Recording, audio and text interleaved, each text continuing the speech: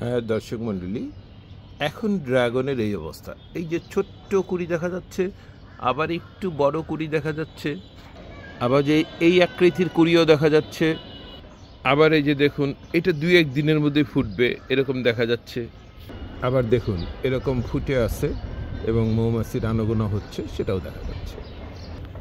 তো বন্ধুরা, আজ দেখবেন এই অবস্থায় ড্রাগন গাছে কী পরিচর্যা এবং এই ধরনের ফুল আসার আগে কি পরিচর্যা দরকার ছিল যা এখনও করলে ফুল পাওয়া যাবে। এই অবস্থায় ড্রাগন গাছের কি পরিচর্যা এবং যাদের এখনও ফুল আসেনি তাদের কি পরিচর্যা, তারা এখন এই পরিচর্যা করলে আগামী 15 দিন পরেই ফুল পাবেন। দর্শক শ্রোতা, আমি জাহিদ আহমেদ, আমার ইউটিউব চ্যানেল জাহিদ ইটিসিতে আপনাদের স্বাগতম। আজকের বিষয়বস্তু তো আমি একটু আগেই বললাম। আসলে এই সময়টা খুব গুরুত্বপূর্ণ, কারণ এই ফুল কিন্তু এখন আসছে তা নয়। এই এপ্রিল, মে, জুন, জুলাই, আগস্ট পর্যন্ত ফুল আসতে থাকে যারা সঠিক পরিচর্যা করতে পারেন। আর যারা পরিচর্যা করতে পারেন না তাদের ফুল একবার আসে বন্ধ হয়ে যায়। তাই সঠিক পরিচর্যাটা দেখুন।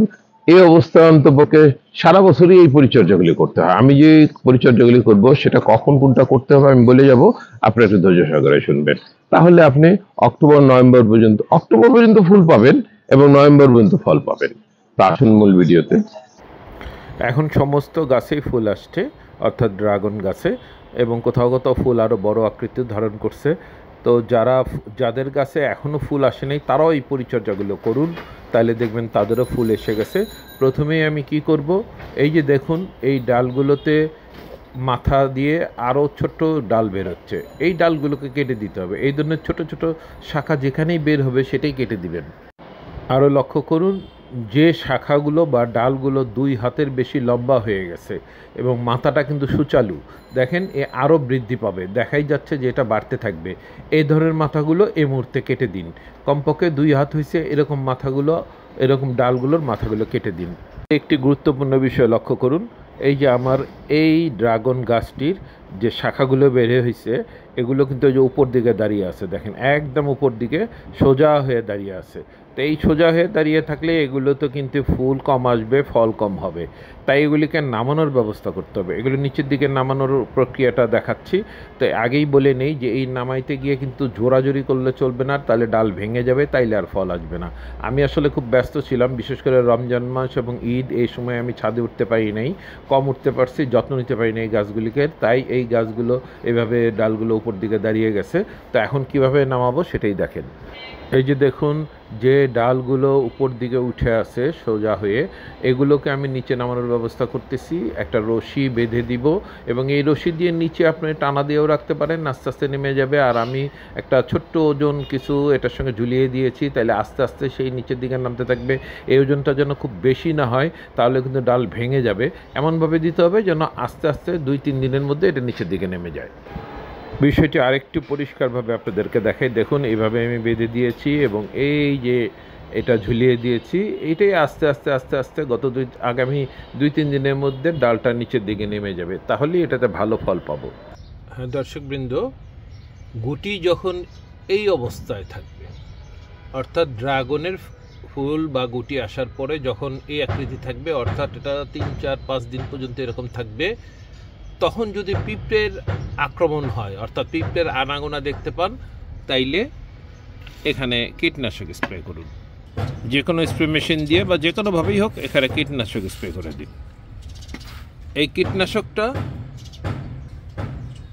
পিঁপড়েনাশক হইলে ভালো হয়, অর্থাৎ বাজারে পাবেন বিভিন্ন ব্র্যান্ডের পিঁপড়েনাশক আছে, তবে আমি অর্গানিক কীটনাশক ব্যবহার করি। আমি কিভাবে অর্গানিক কীটনাশক তৈরি করলাম বা কী ব্যবহার করলাম এটা লিঙ্ক দিয়ে দিব, দেখে নিতে পারবেন। মনে রাখবেন এই অবস্থায়, আবার এর চেয়ে যখন একটু বড় হবে সেটা দেখাই।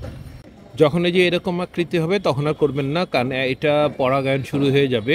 তাই এখন আর কীটনাশক বা পিঁপড়েনাশক স্প্রে করার প্রয়োজনও হবে না। এখন আর এই অবস্থা হয়ে গেলে পিঁপড়ে আর কোনো ক্ষতি করতে পারে না।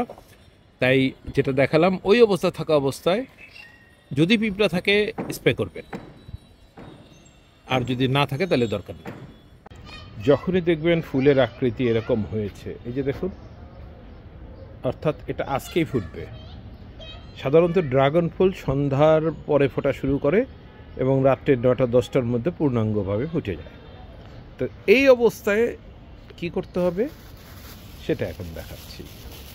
এই অবস্থা যখন মনে করবেন যে আজকে ফুটবে, এটা তো আমরা নিশ্চিত হয়ে যাই, কারণ আমরা এগুলো বাগান করতে করতে অভ্যস্ত হয়ে গেছি, আমরা অভিজ্ঞ, আমরা জানি এটা আজকেই ফুটবে। তো তখন এই যে একটা পলি দিয়ে যদি বৃষ্টি হওয়ার সম্ভাবনা থাকে এটাকে ঢেকে দিই।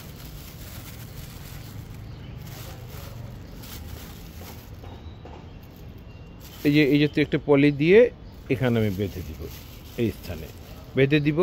কারণ হলো, এটা কারণটা ব্যাখ্যা করি।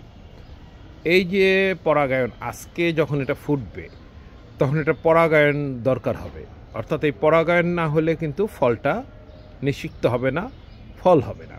তো এই পরাগায়ন ঘটাবে মৌমাছি বা এই জাতীয় কীটপতঙ্গ। তা যখন বৃষ্টি হয় তখন বৃষ্টিতে ওখানে পুংকেশরে যে পরাগ রেণুগুলো থাকে সেগুলো ধুয়ে মুছে যায়। ধুয়ে মুছে গেলে স্ত্রী কেশরে আর পরাগ রেণু পচতে পারে না, তখন আর এটা পূর্ণাঙ্গ রূপ ফল আকার ধারণ করতে পারে না। তো এই জন্যই এই সময় যদি আমরা একটু ঢেকে রাখি, তাহলে অপেক্ষা করি দেখি রাত্রে বৃষ্টি হয় কি না। যদি দেখি রাত্রে বৃষ্টি হয়নি, সকালে উঠে আমি এটা খুলে দিব। খুলে দিলেই এটা ফুটে যাবে। ফুটে গেলেই তখন কিন্তু পরাগায়নের জন্য মৌমাছিরা আসবে।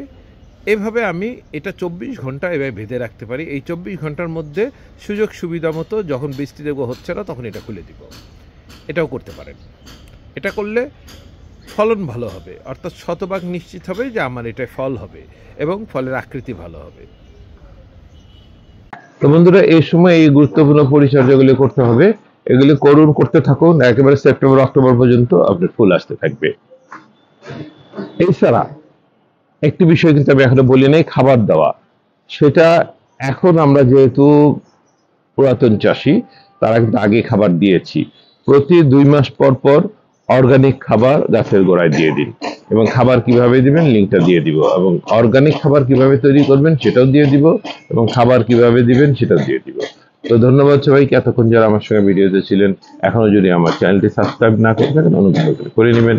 দেখা হবে পরবর্তী কোনো ভিডিওতে। সে পর্যন্ত সুস্থ থাকুন, ভালো থাকুন, এই কামনায় আমি জাহিদ আহমেদ আমার ইউটিউব চ্যানেল জাহিদ ইটিসি থেকে এখনকার মতো বিদায় নিচ্ছি।